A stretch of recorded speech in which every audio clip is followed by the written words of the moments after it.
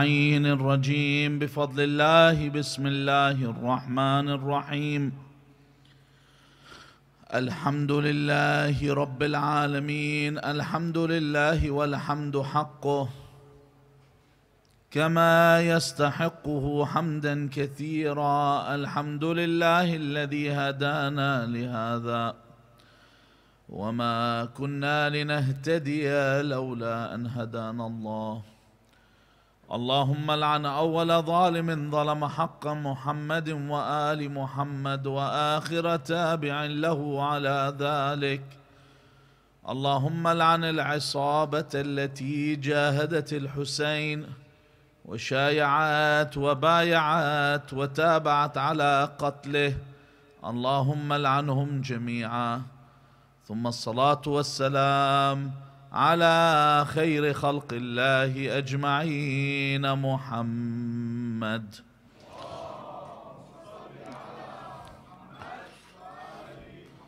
وعلى أهل بيته الطيبين الطاهرين واللعنة الدائمة على أعدائهم أجمعين. قال الله العظيم في كتابه الكريم بسم الله الرحمن الرحيم والذين هم على صلواتهم يحافظون آمنا بالله صدق الله العلي العظيم صلوا على محمد وآل محمد.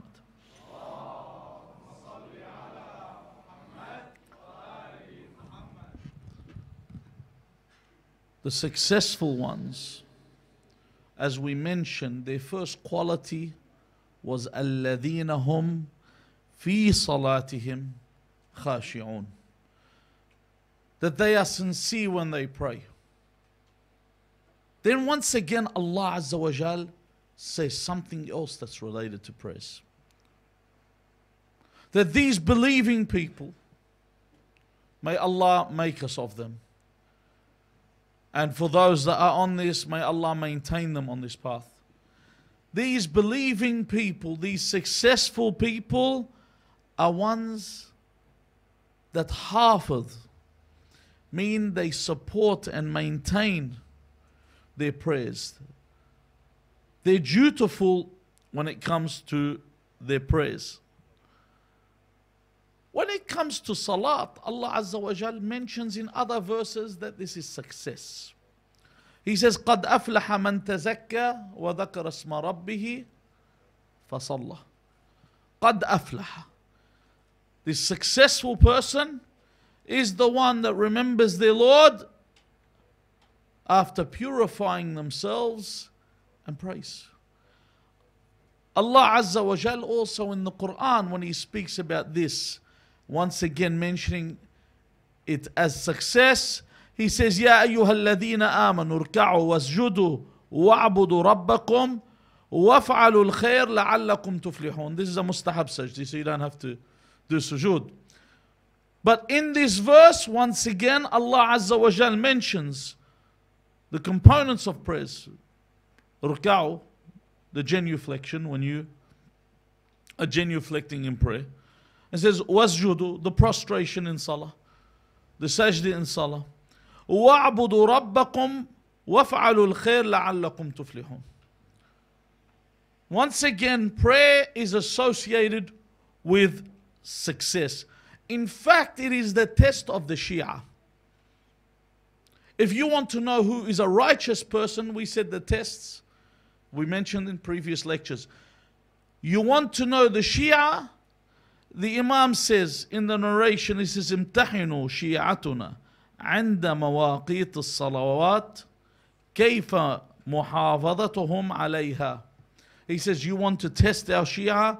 Look at them when it comes to time of prayer. Are they ones that maintain and are dutiful and are careful when it comes to the time of prayer? In other words, do they pray on time? You want to test the Shia's mettle, the Shia around you? Do they pray on time? But before we go further into this, let's begin. Why does Allah use the word yuhafidun? Why has He mentioned that we maintain the salah?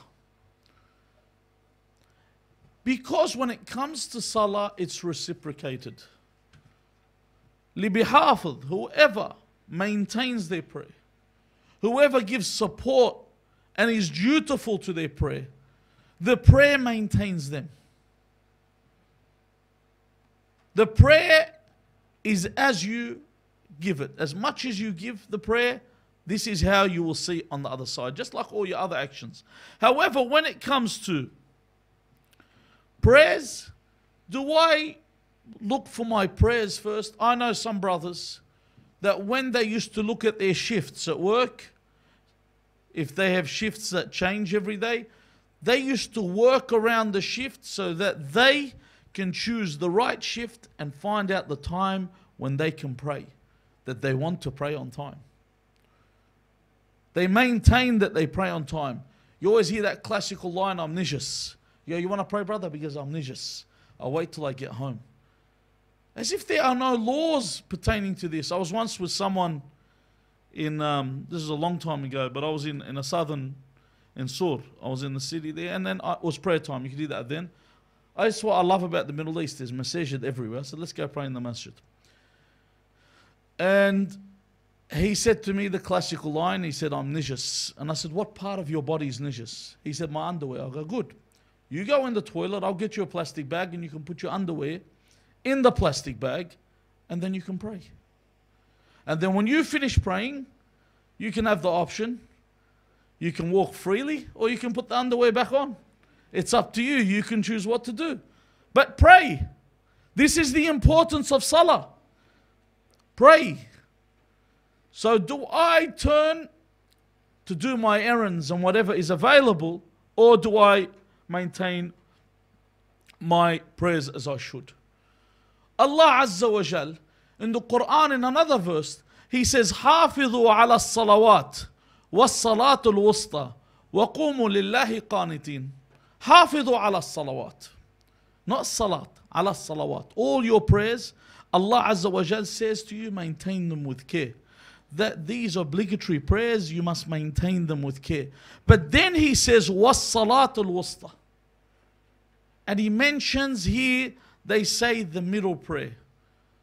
Now there is conflicting views on what the middle prayer is. But the ulama, not almost unanimously accept that this prayer is Salat al-Dhuhr. Now you think about it, when you think Salat al-Wusta, why would he say Salat al-Dhuhr? When we think about prayers, the most difficult, the one that everyone misses out on is what? Salat al-Subh. People just skim through Salat al-Subh. You know, they stay up all night, an hour to go for Salah. I'll pray Salat al-Subh Qadha, they go to sleep. They usually miss that. But why did it mention here Salat al-Dhuhr? Salat al-Wusta. There was a specific event for this. However, Allah doesn't mention this by name. That's why the ulama don't say, and I'll explain why they say it may be Salat al-Dhuhr, but they don't say. Allah does a lot of this secrecy, so that we give everything its due regard. For example, if you go ziyarah to Sayyidah Zainab alayhi salam, some people go ziyarah in Damascus, some will go ziyarah in Masr, and to a lesser extent, in the northern regions of Iraq, they also have a mazar for Sayyidah Zainab. However, are we certain as to where she is buried? No. And it's hidden. Why? Because there's plenty of places for you to visit, who visit Sayyidah Zainab and have a closer connection with Allah Azza wa Jal. Just as Sayyidah Fatimah al-Zahra, salawatullahi alayha, we have narrations. Taban, her grave is unknown, but we have narrations she may be in the Baqiyah.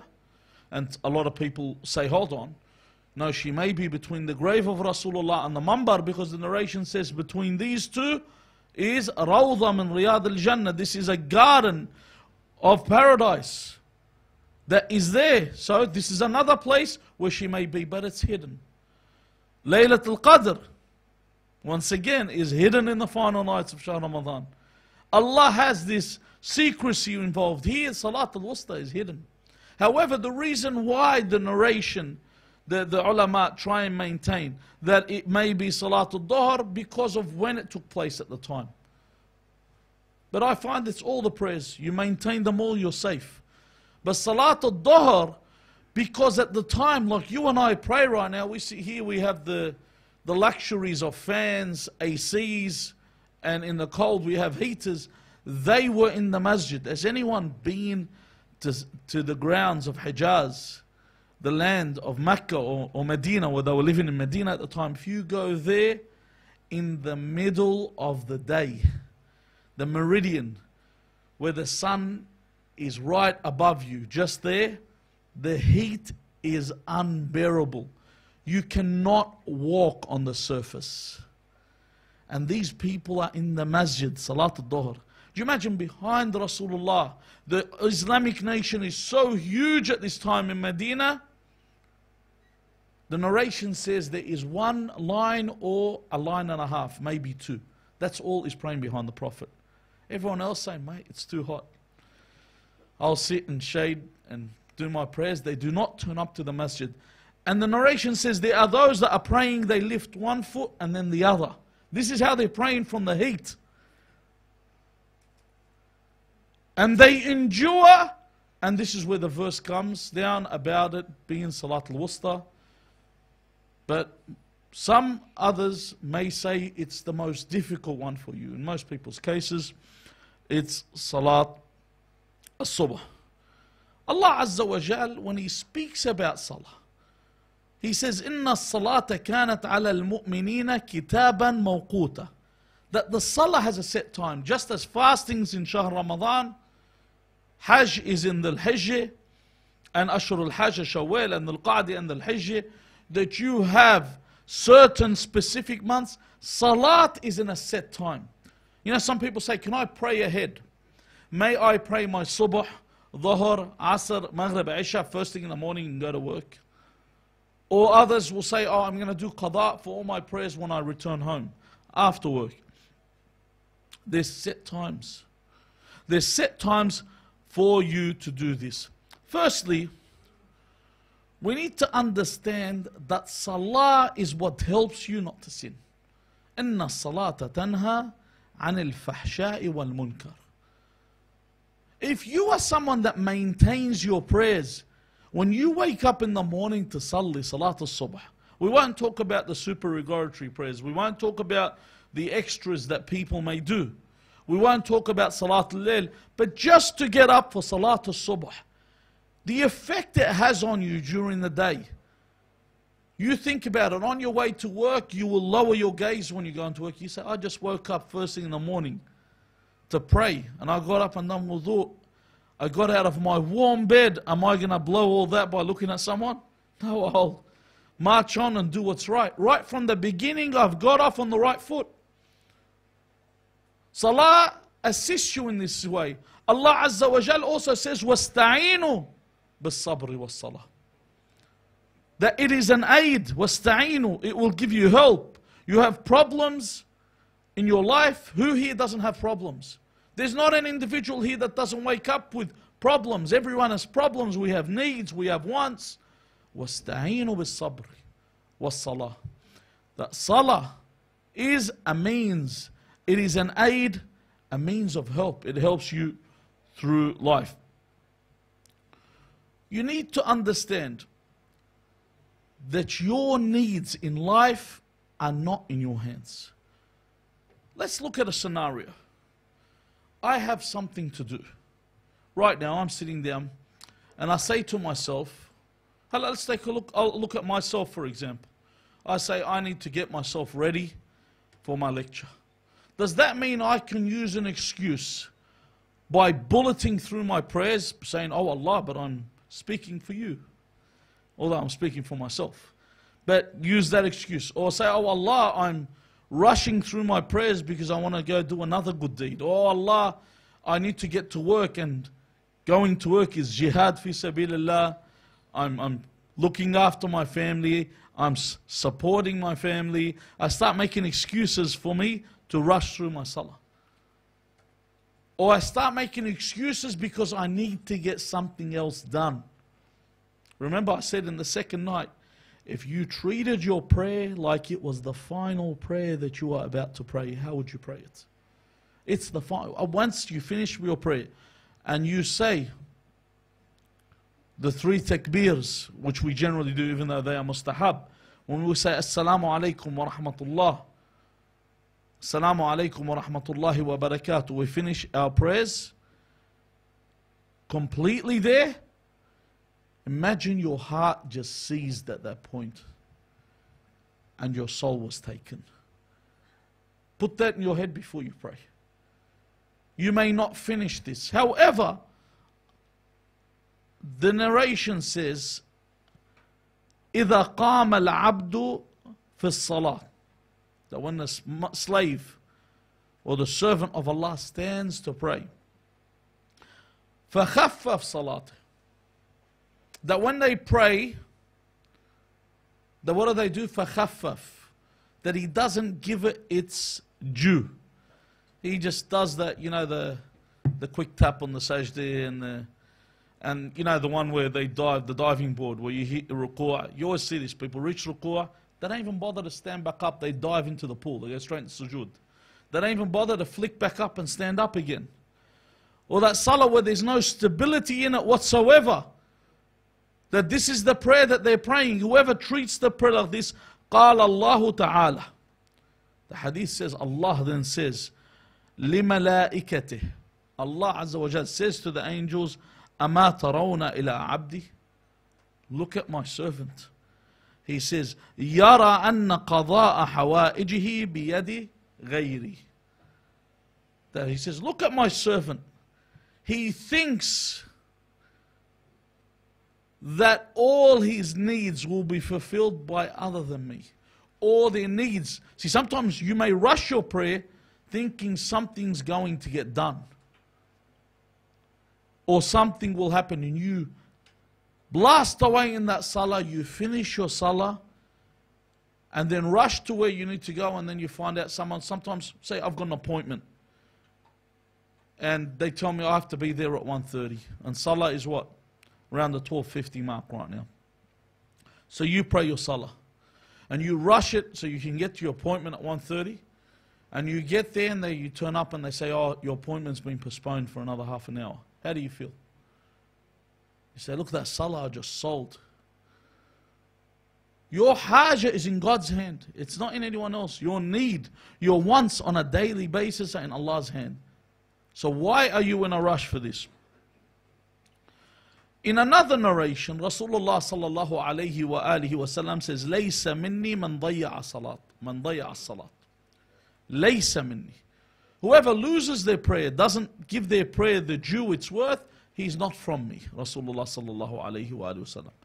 And in another tradition, for those that love to delay their prayers, he says, فِي تَأْخِيرِ الصَّلَاةِ مِنْ غَيْرِ عِلَّا غَضَبُ اللَّهِ.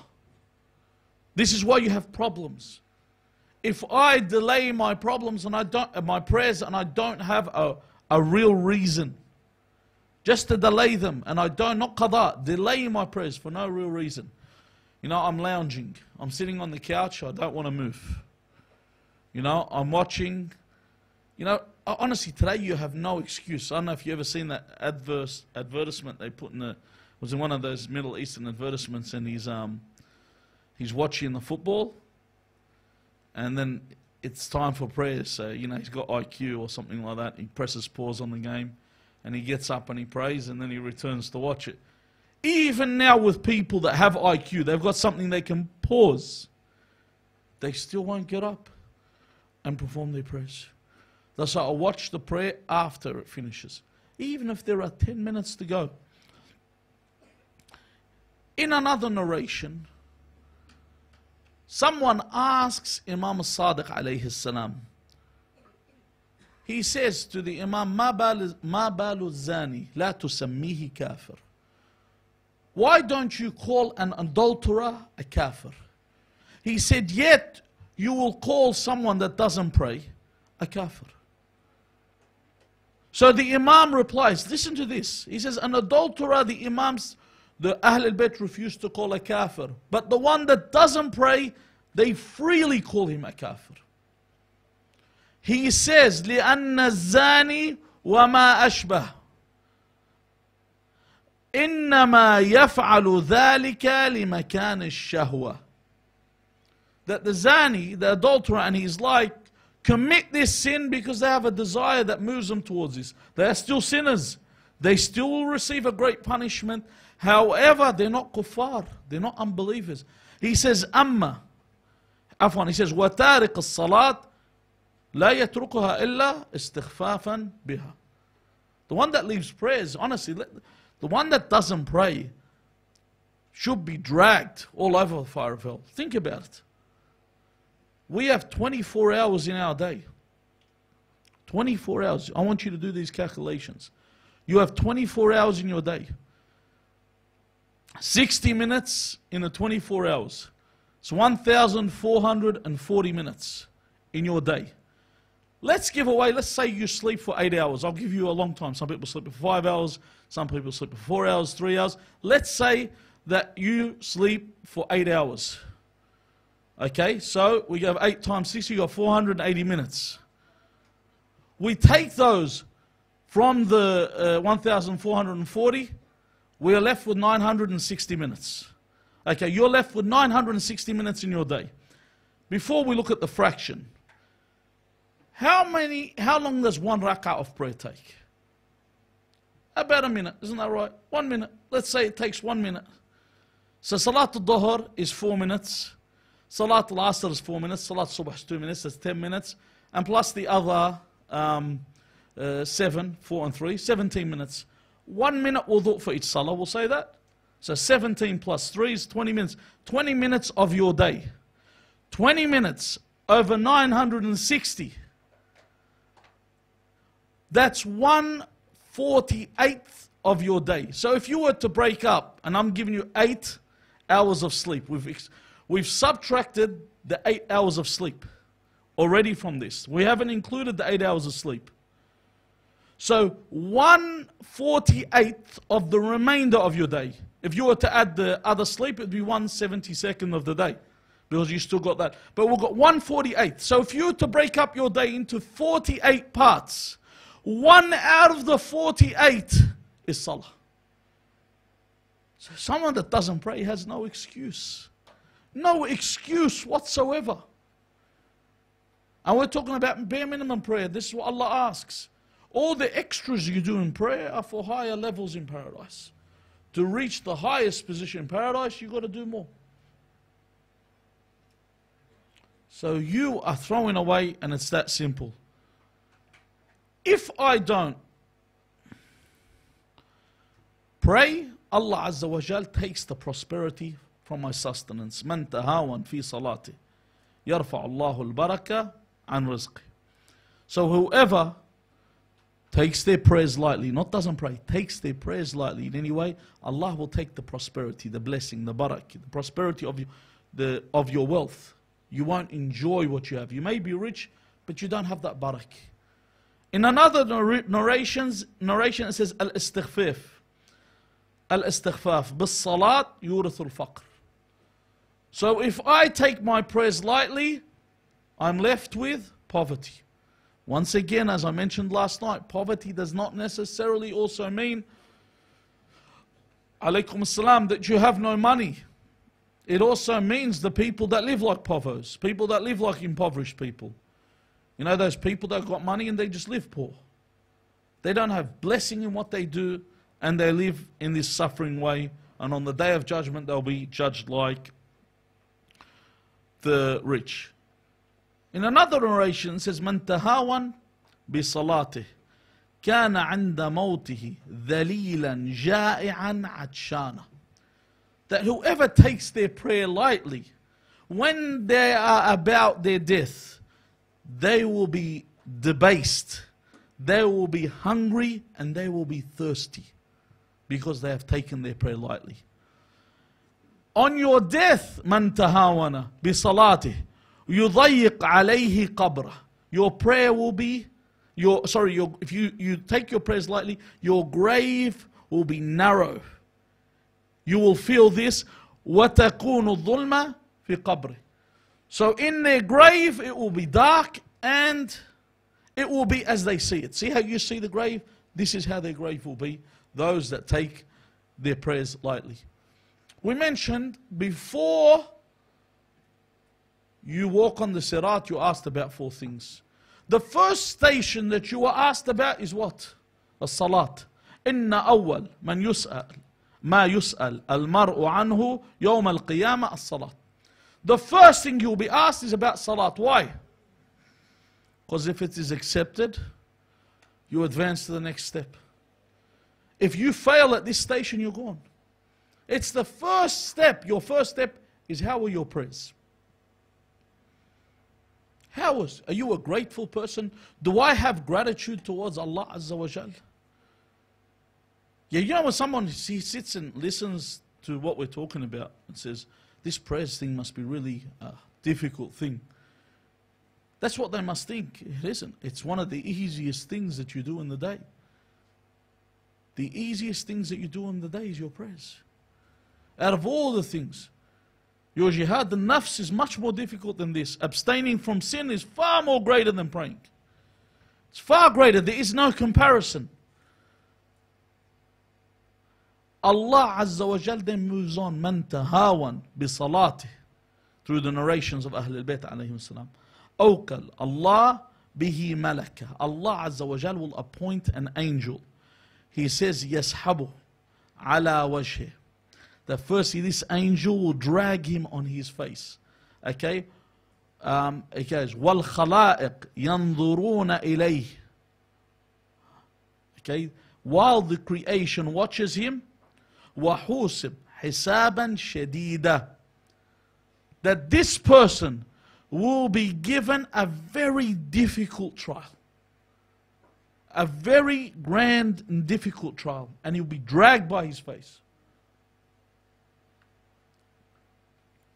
In another narration, Rasulullah sallallahu alayhi wa alihi wa sallam says, مَنْ اسْتَخَفَّ بِصَلَاتِهِ لَا يَرِدْ عَلَيَّ الْحَوْضِ. La wallah. That whoever takes their prayers lightly will not be with me at the pond in paradise. Will not be there. So I need to assess all these. Twice Allah mentions salah. When He mentions anything, He will say, these people are like this, illa al-musallin. Mentions the salah. The importance of these prayers. It's so important that the last words of Imam al-Sadiq salawatullahi wa salamuhu alayhi on his deathbed were what? Sant. There is no intercession for whoever takes their prayers lightly. No shafa'ah. Mafi shafa'ah. No one will intercede for you on the Day of Judgment. Rasulullah sallallahu alayhi wa sallam, and this is one of the strongest arguments when we argue with the other sects over, did Rasulullah die with his head in the lap of Ali ibn Abi Talib alayhi salam, or did he die with his head in the lap of his wife Aisha? Whose lap did he die with their head? If you look at the two narrations, the narration that says that he died with his head in the lap of Amir al-Mu'mineen, Amir al-Mu'mineen says he died with his head in my lap, and his last words were what? As-salat, as-salat, as-salah. 3 times he mentions prayers, prayers, prayers. That were his last words, and he says, and he died. What were his last words in the narration where it says, you find this in Bukhari, his head is in the lap of Aisha in this narration. He asks her to bring the chamber pot so we can urinate, and he dies. If you look at the two narrations, it's obvious where he was. And his last words in this dunya was as-salat. As-salat, as-salat. Why would they call for this? What is the importance of this? Because this is what will help you. If you look at the verse in the Quran where it says, where the people, the adherents, the inhabitants, the people of the fire of hell are asked, مَا سَلَكَكُمْ فِي سَقَرٍ قَالُوا لَمْ نَكُ مِنَ الْمُصَلِّينَ. When they are asked, what got you into Saqar, in this part of the fire of hell? What's their answer? They said, we were not of those that, before they say the rest of the things, we weren't of those that pray. We did not pray. This is how we got here. Our first problem was our prayers. Okay? In another verse that you read in the Quran, فَوَيْلٌ لِلْمُصَلِّينَ الَّذِينَ هُمْ عَنْ صَلَاتِهِمْ سَاهُونَ. if you look at this verse in the Quran, one verse, it says, Wail, he is like saying, woe, wailak. Another narration says, Wail is a valley in the fire of hell for those that take their prayers lightly. Those that are forgetful of their prayers. Those that say, خليها لبعدين, منصلي بعدين. Let's leave our salah till another time. This is why we are told in the narration, As-salat amud ad-din. You know that the pillar, the pole, the main pole that holds up everything, this is your prayers. This is why the prayers have to be given this respect and this due respect that you're supposed to give it. And this is why Rasulullah sallallahu alayhi wa alihi wasallam, when he says that I like from this world, three things he mentions. Firstly, at-tib, he mentions, and then an-nisa. Firstly, he mentions tib, which is, at-tib is perfume or the sweet scents. And then he says women, and not in the manner that everyone wants to think, that his regard to women and their position in life. And the third thing he says, put all these aside. He says, وَقُرَّةُ عَيْنِ الصَّلَاةِ. The thing that makes me so comfortable, أَرِحْنَا بِهَا يَا بِلَالِ. Give us this comfort. Get up and say the adhan. That he yearns. Remember I said this is a litmus test for you. You want to test yourself? How are you? Do you yearn for the salah? Or do you say, damn, salah's in 20 minutes. It crawls up. Where the hell did it come from? Or these people in Shahr Ramadan's up on us again. Wow, where did it come from? خلينا نرتاح لنا شوي. Where did this month come from? This is how people are. Are you of those that yearns for this because they want the reward? They want this moment where Allah Azza wa Jal has made an appointment for them to talk to Him. Has made an appointment so they can discuss with Allah their problems. We should stand in preparation for this salah. When the salah is about to come, it's good to have your alarm for salah before salah. So you can get up and get ready for salah. Do your wudu before salah. Be ready to stand. It's a quick moment that you are there to speak to Allah Azza wa Jal. And you're not told to sit there and pray at the slowest possible rate you can pray at. No, you pray your prayers properly. That's all you're told to do. That when I stand and I glorify God and I raise my hands to do takbirat al-ihram, I must forget the entire world. I put this whole world behind me and I say, Allahu Akbar. Allah Azza wa Jal is great. Allah is the greatest. There is no one else, no one that I need to be thinking at this point about except Allah.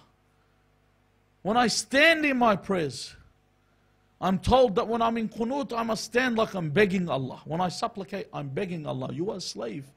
Do not think you're any less than this.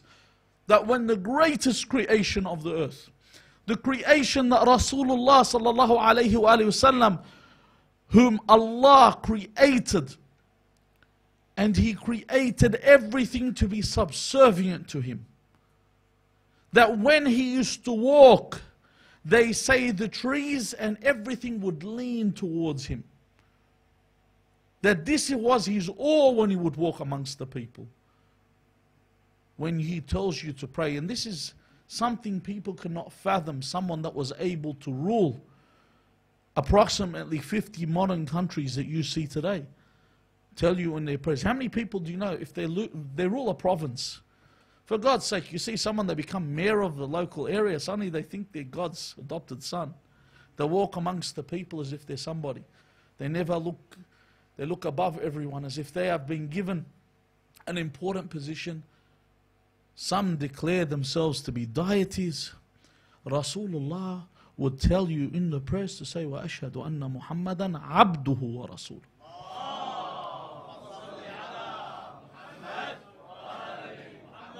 Nothing more than a slave. We are slaves. So we beg. We beg our master. We beg the one that doesn't humiliate us, nor does it degrade us. Alhamdulillah alladhi wakalani ilayh فأكرمني ولم يكلني إلى الناس فيهينوني. Allah Azza wa Jal honored you by placing your affairs in His hands, and not in your affairs in the people's hands, because the people will degrade you, they will humiliate you. Allah Azza wa Jal, although He is grand, He gives you an appointed time to talk to you, an appointed time for you specifically to stand before Him and show your gratitude. Allah Azza wa Jal then in the prayer teaches you of how you must be. Even ruku', when we look at our ruku', how we told you, people that have read any texts about how you pray, that when you're in ruku' you stretch out your neck as an indication to say what? That I'm willing to have this neck struck for this. I'm willing my neck to be struck off for this faith. This is my reason I do this. And when I prostrate to Allah, this is the closest moment that a slave is with his master, in prostration. In the salah, while I prostrate, I'm at my closest moment with Allah. That the narration says, if the person knew the amount of mercy that surrounded him while he was in prostration, he would never raise his head. Never. If you knew the mercy of Allah upon you while you were in sujood, you would never raise your head. When it comes to, and I mentioned, when we say Hayya ala Salah, we say this so many times. We say Hayya 12 times. Hayya ala Salah martain. Twice we say Hayya al Falah, Hayya ala Khayr al Amal. Then we say it again. 6 in the adhan, 6 in the iqamah, and they're all with regard to your prayers. Rush to this prayer that people have left aside. Even, like we mentioned, Salat al-Subh, that I have to wake up for Salat al-Subh. No, it's not an option. It's not a choice where you say, you know, when you get this asterisk that says indicates mandatory fields to be filled. It's mandatory. It's not optional. Well, I'm not going to wake up, so it's not obligatory on me. It's obligatory on you to wake up for Salah. It is wajib. You go look at every Risale Amali. Look at every book from the ulama that's written, the deductions of the laws. When they speak about morning prayers, you have to have the intention to wake up. That if you miss out, you miss out. And you really miss out. So much so when the man that wanted to go on the business trip with his friends and asked the Imam to do an istikhara for him. And the Imam said it's not good. And his friends went and came back and they made a lot of money.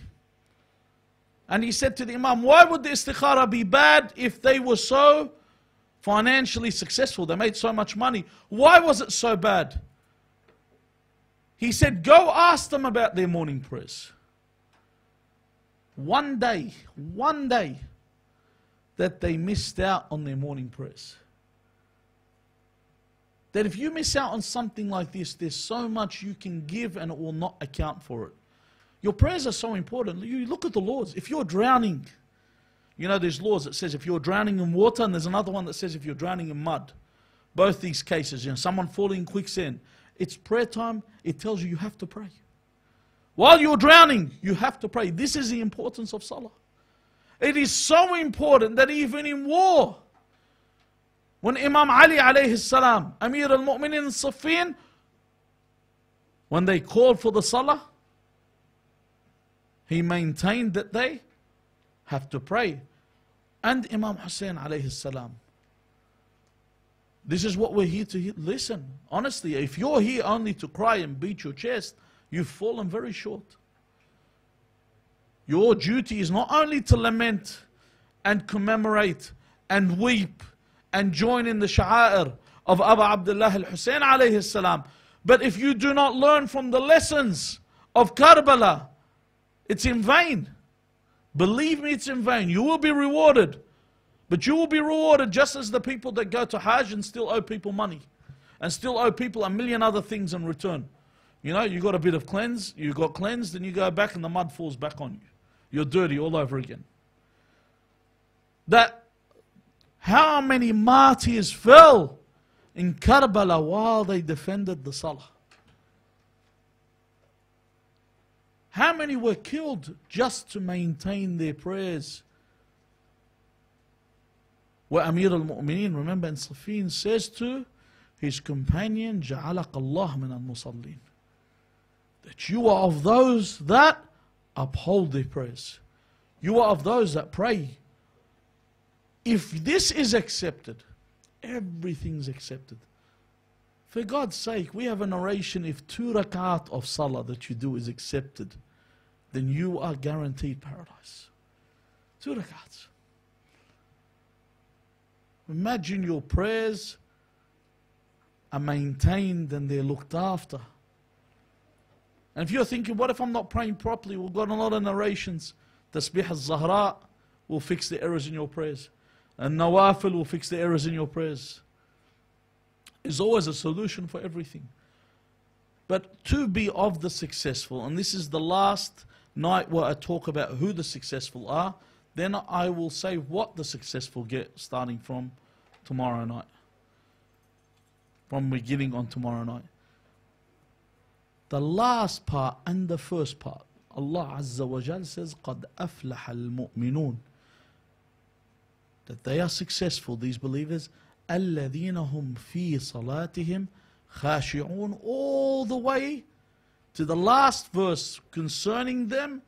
He says, وَالَّذِينَ هُمْ عَلَى صَلَوَاتِهِمْ يُحَافِظُونَ. So firstly, he says that they are sincere in their prayers. Then the last part, he says they maintain their prayers. They uphold your prayers. Because your prayers will help you. And your prayers will maintain you. And your prayers will protect you. Your prayers will stand on the day of judgment with you. And it will say, حَفَظْتَنِي, that you protect me. حَفَظَكَ اللَّهُ, that may Allah be the one that protects you and maintains you. And your prayers will support you. Better than your prayers saying to you, ضَيَّعْتَنِي ضَيَّعَكَ اللَّهُ. If you're someone that lays waste to their prayers, may Allah Azza wa Jal lose you like you have lost me. That all your actions are to no avail. We ask Allah Azza wa Jal on this night, make a ahd with Allah. Make a vow to Allah that you will be of those that will uphold their prayers, that maintains their prayers. Before you go to work tomorrow, think about where you're going to pray. How you're going to pray. This is the first thing you do tonight. You think, tomorrow I'm going to be of those that are the musallin. If I know I'm not going to wake up, imagine you have an early meeting tomorrow morning. How do you wake up for that meeting? Use the same means. If you have to put 6, 7 alarms, do that. If you have to ask your spouse to wake you, do that. If you have to ask everyone, ask someone to call you, do that. One person used to always tell me, wake me up for salah. He said, wake me up, all means wake me up. So when I used to call him on the phone, and I'll call over, and when he used to answer, generally when people ask me, I always do this, I ask them a mathematical equation so that they can answer it to ascertain that they're awake. But I don't give them like 10 plus 10. I give them something where they have to actually think, where they have to carry something. So when you give them something like that, then they're awake. But these people, they like this, and they'll ask you again because they are musallin. They enjoy to wake up, these people. So tomorrow, ask Allah Azza wa Jal from tonight to make you of the musallin. And tomorrow have that intention, so that if anything happens to you, may Allah prolong your lives, you have that intention. And with this intention, that Allah Azza wa Jal places you with Abu Abdullah al-Hussein. This isn't a hard thing to ask for. It's a hard thing to achieve. You have to do. You have to do. Like one man said, Ya Rasulullah, I want to be with you in paradise. What did Rasulullah say? He said, prolong your prostration. When you do sujood, prolong it. He gives you the way. The way to Allah Azza wa Jal begins with maintaining your salah. Wa hada walhamdulillah rabbil alameen. One sec. Please remain seated. There is an announcement to be made before I finish. Hajj Hassan, fadal.